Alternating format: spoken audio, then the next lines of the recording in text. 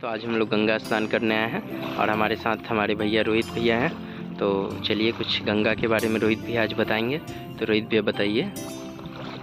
हरे कृष्णा।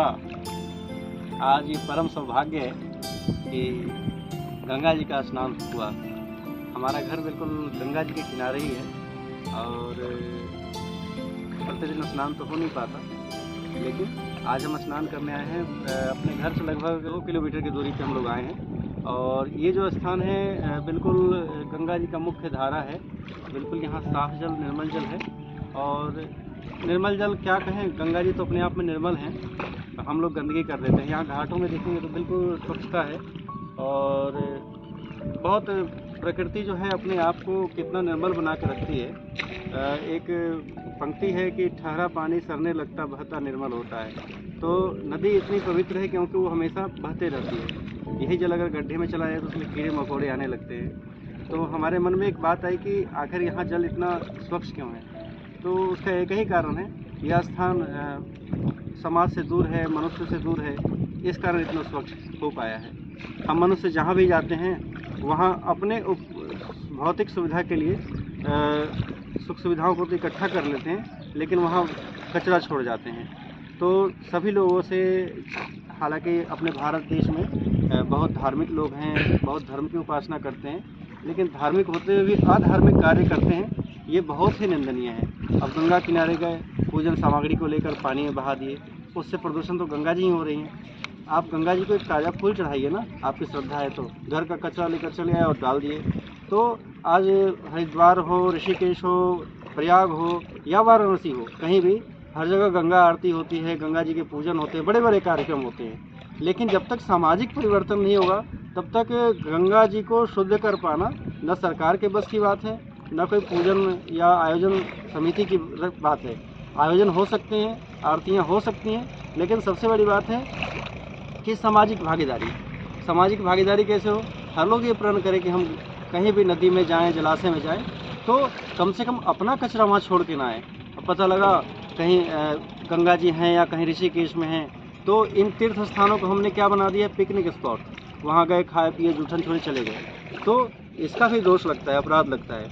आप नदी के पास जा रहे हैं तो वहाँ उसकी पवित्रता को ध्यान रखें। कहीं हमने पढ़ा था कि किसी भी तीर्थ स्थान की मर्यादा तब खत्म हो जाती है जब अधार्मिक लोग वहाँ पे कुकृत्य करने लगते हैं। तो हमें हमेशा अपना प्रयत्न करना चाहिए कि हमारे कारण कोई गलती नहीं हो, हम नदी को पवित्र रखने में क्या सहयोग कर सकते हैं। मैं अपनी बात बता रहा हूँ, हमारे घर में पूजन होते हैं तो घर में लोगों की एक मानसिकता हो गई है कि जो शुरू से करते आए हैं वही सही है, कुछ नया नहीं करना।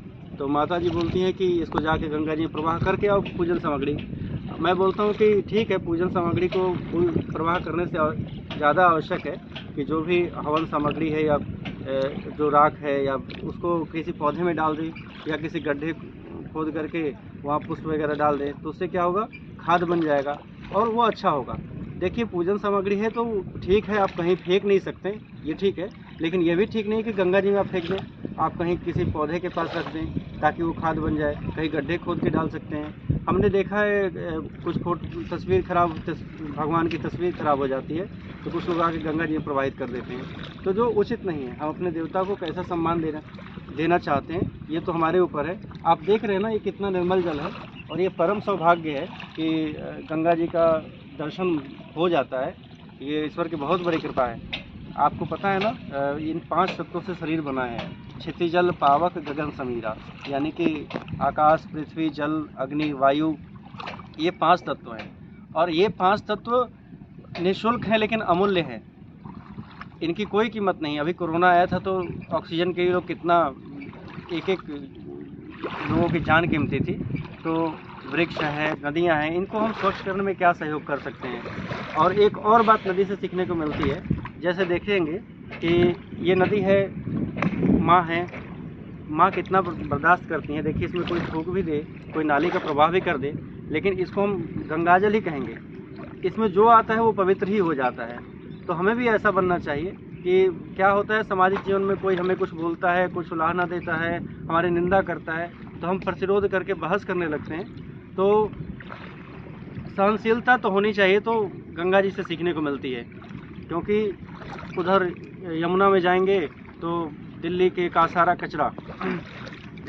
कचरा जो है यमुना जी में मिल जाता है, लेकिन फिर भी गंगा जी या यमुना जी हैं बहुत बर्दाश्त करते हैं, क्योंकि हम सब इनके पुत्र ही हैं। तो एक पुत्र का कर्तव्य है कि अपनी माता की सेवा करे, माँ स्वस्थ कैसे हों इनका प्रयत्न करना चाहिए। आज गंगा माँ को लोग कहते हैं कि बीमार हो गई हैं, तो बीमार ये हम लोगों के कारण हुई हैं। हम लोग अपनी गंदगी को तो साफ करें। नदी तो अपने आप में पवित्र है, कितने लोगों को जीवन दान दे रही है, मोक्षदायिनी, जीवनदायिनी। कितने तपस्या से भगीरथ जी यहाँ आए थे, आप कल्पना नहीं कर सकते हैं। और देखिए हम जहाँ हैं ना, बिल्कुल यहाँ दूर दूर तक कोई नहीं है। ये जो बड़ी बड़ी नावें देख रहे हैं, ये बड़ी बड़ी नावें क्या है, इसमें ये लोहे की नाव है, पहले लकड़ी की नाव चला करते थे। ये ट्रांसपोर्ट का सबसे बड़ा जल मार्ग का स्रोत है। इसमें बालू भर के आते हैं, रेत, आप यहाँ देख रहे हैं रेत। तो ऐसे रेत आते हैं, एक नाव में करीब कितने ट्रक आ जाते होंगे, एक ट्रक या दो ट्रक आ जाते हैं। आपको हम दिखा रहे हैं यहाँ लेबर कैसे ये करते हैं, बालू बोझ के लाते हैं, कितना श्रम करते हैं। एक रोज़गार का स्रोत भी है, मतलब गंगा जी की कृपा से कितने लोगों का रोज़गार चल रहा है आप देखेंगे। ये ट्रॉली है और इस ट्रॉली में वो देखिए बड़ी सी नाव सोन नदी से बालू लेकर आ रही है, और उस नाव में देखिए कितने लेबर लगे हैं उसको खाली करने में। यहाँ से करीब 10 किलोमीटर की दूरी पे सोन नदी जो अमरकंटक से निकलती है, यहाँ इसका रूप बहुत बृहद दिखता है। तो हम जहाँ पे हैं, यहाँ से 10 किलोमीटर की दूरी पे गंगा, सरयू और सोन तीनों का संगम स्थल है, वहीं से बालू आती है। और ये जो श्रमिक है इसको खाली करने में 2 घंटे 3 घंटे लगाते हैं, और भरने में भी 2 घंटे लग जाते होंगे। आजकल तो मशीन हो गए हैं। तो हालांकि इस पर रोक है बालू पे, लेकिन रोज़गार के चलते लोग ये करते हैं। रोज़गार का एक बहुत बड़ा स्रोत है, लाखों लोगों के घरों में चूल्हा अगर जलता है तो गंगा जी की कृपा से। और ये जो है आरा छपरा ब्रिज है, ये जो उत्तर बिहार और दक्षिण बिहार को जोड़ने का काम करता है। यहाँ से आप आरा जा सकते हैं, बक्सर जा सकते हैं और वाराणसी भी जा सकते हैं। वीर कुंवर सिंह सेतु के नाम से जानते हैं इसको। ये ब्रिज है और इस तरफ छपरा है, इस तरफ आरा है और ये इस तरफ मेरा घर है। अभी हम गंगा पार करेंगे तो मैं अपने घर पे आऊँगा। तो ये मतलब ऐसा लग रहा है दृश्य ना कि यहाँ से छोड़ कर ना जाऊँ, बहुत ही अच्छा लग रहा है। और आप जब प्रकृति से, अपनी मिट्टी से जुड़ेंगे ना, तब आपको समझ में आएगा कि कितना अपनापन लगता है। मैं यहाँ 2-3 दिन आया हूँ और बहुत अच्छा लगता है।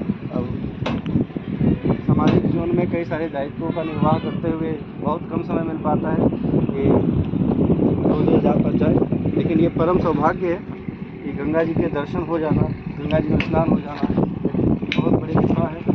और यही प्रार्थना करता हूँ कि हमसे कोई ऐसा कर्म ना बने जिसके कारण हम